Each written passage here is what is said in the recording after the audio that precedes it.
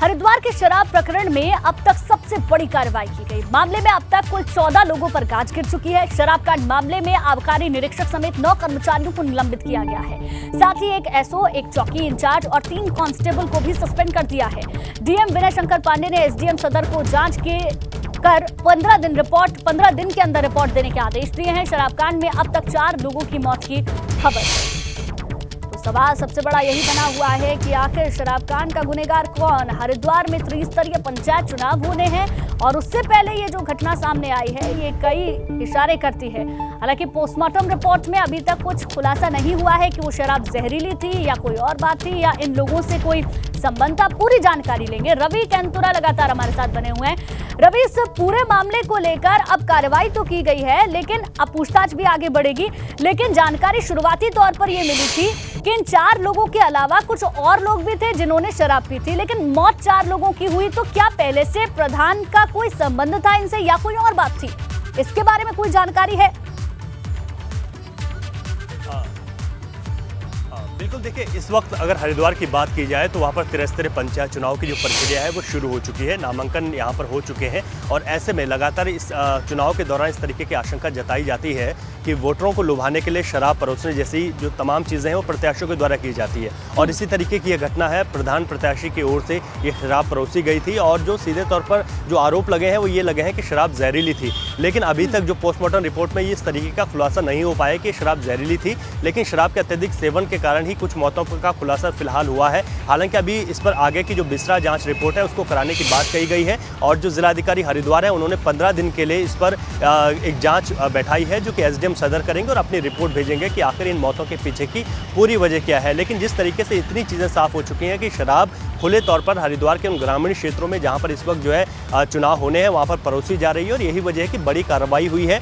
और जिस तरीके से शराब आ रही थी, क्योंकि इससे पहले कई शराब वहां पर जब्त की गई है, तो ऐसे में आबकारी विभाग के जो है कई अधिकारियों पर कर्मचारियों पर गाज गिरी है। तो वहीं पुलिस के भी 3 जो सिपाही हैं उनको सस्पेंड किया गया है, चौकी इंचार्ज और एसओ को सस्पेंड किया गया है। ऐसे में ये जाँच अभी आगे बढ़ेगी कि किस तरीके से इस पूरे मामले पर ये शराब परोसी जा रही थी और अगर शराब जहरीली थी तो ऐसे में इसकी चेन कहाँ से थी, इसकी सप्लाई कहाँ से की जा रही थी, ताकि इस तरीके की कोई और घटना गांव के भीतर ना हो। तो फिलहाल जो गांव वालों की ओर से आरोप थे, जो हम कल देख रहे थे, लोगों का ये कहना था कि 8 मौतें हुई हैं शराब पीने की वजह से, लेकिन जो शाम तक स्थिति साफ हुई कि 4 मौतें हुई हैं, लेकिन शराब जहरीली थी। इस पर भी अभी जिला प्रशासन की ओर से कोई स्पष्ट बात सामने नहीं आई है, लेकिन शराब परोसी गई थी और जो वहाँ पर प्रधान प्रत्याशी थे उनके द्वारा परोसी गई थी। बड़ी कार्रवाई की गई है और अब आगे और इस पूरे मामले में क्या खुलासा होगा ये देखने वाली बात होगी। शुक्रिया जानकारी के लिए। वहीं हरिद्वार के लक्सर में शराब पीने से 4 लोगों की मौत की खबर है। ये मामला पथरी थाना इलाके के फूलगढ़ गांव का बताया जा रहा है।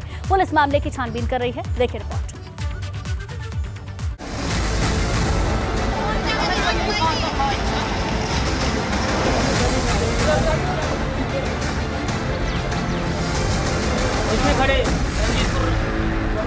हरिद्वार के लक्सर में शराब पीने से 4 लोगों की मौत का मामला गर्मा गया है।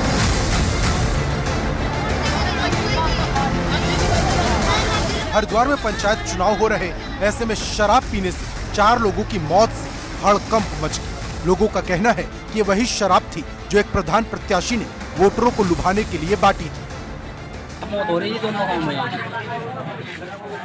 और दारू पीने से ही हो रही है अधिकांश, जो दारू का ही। शराब कौन बांट रहा?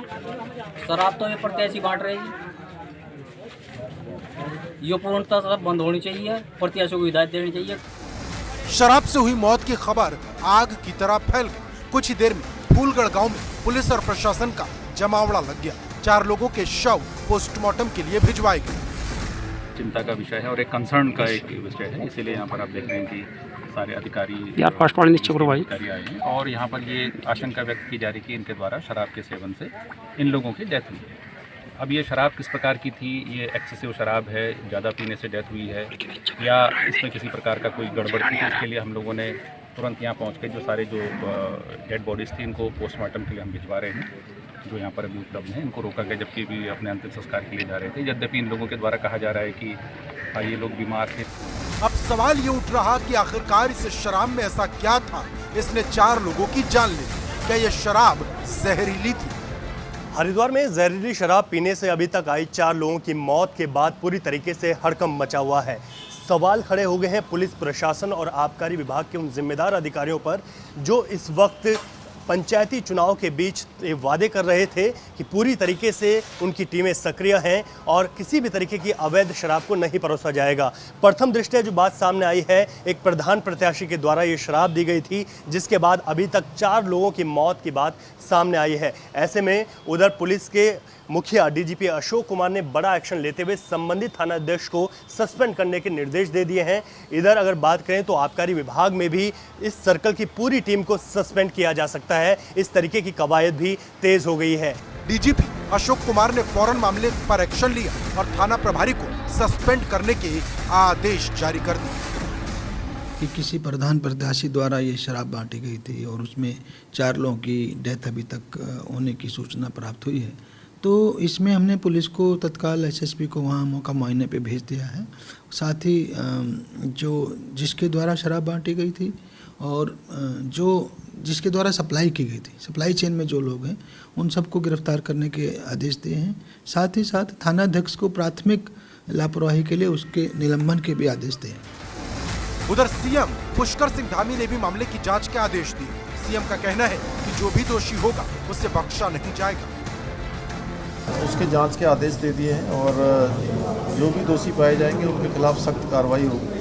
कानून अपना काम करेगा। हरिद्वार का जो मामला सामने आया, अभी मुख्यमंत्री जी ने कहा है कि उन्होंने जांच के आदेश दिए हैं और बहुत कड़ाई से जांच के आदेश दिए हैं। जो दोषी होगा उसको छोड़ा नहीं जाएगा, दंडित किया जाएगा। बहुत ही दुखद घटना है और मैं अभी हरिद्वार के लिए ही निकल रहा हूँ। हरिद्वार जिले में पंचायत चुनाव हो रहे हैं। पहले ही आशंका जताई गई थी कि वोटर्स को लुभाने के लिए शराब का इस्तेमाल हो सकता है। अभी कुछ रोज पहले ही रुड़की में शराब से भरा ट्रक पकड़ा गया था, जिसमें करीब 14 लाख रुपए की शराब थी। लेकिन इतना सब होने के बाद भी आखिरकार पुलिस अधिकारी फिर कहां सोए रहे? कहीं ऐसा तो नहीं कि पुलिस और आबकारी विभाग की मिलीभगत से ही पंचायत चुनाव में शराब का ये खेल फल फूल रहा? एबीपी गंगा के लिए लक्सर से श्याम सिंह के साथ देहरादून से रवि कैंतुरा की रिपोर्ट।